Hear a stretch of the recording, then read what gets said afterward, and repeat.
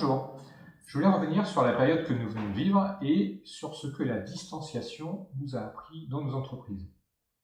Bon nombre de chefs d'entreprise que je rencontre actuellement me disent écoute, je pensais que j'étais bien organisé, que mon entreprise fonctionnait bien, et je me suis rendu compte d'un certain nombre de choses pendant cette période.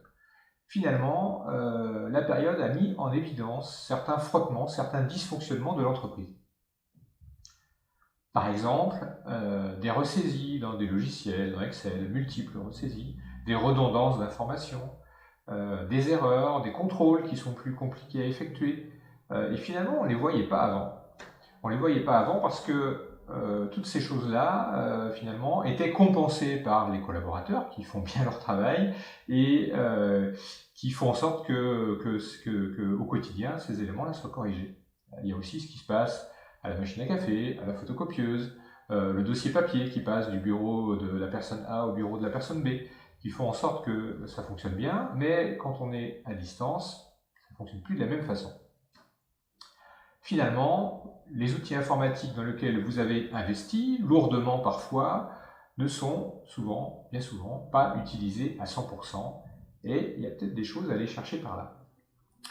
Et moi, je pense qu'une partie de la compétitivité de demain, que nos entreprises doivent retrouver maintenant, passera par l'optimisation de vos flux d'informations et de vos flux internes. Ce que je vous conseille, c'est peut-être de commencer par réunir vos collaborateurs, toujours à distance lorsque vous ne pouvez pas le faire en présentiel, et de commencer par faire un retour d'expérience sur les irritants, ce qui a été problématique pendant la période que nous venons de vivre dans le traitement des affaires que vous avez pu traiter pendant la période.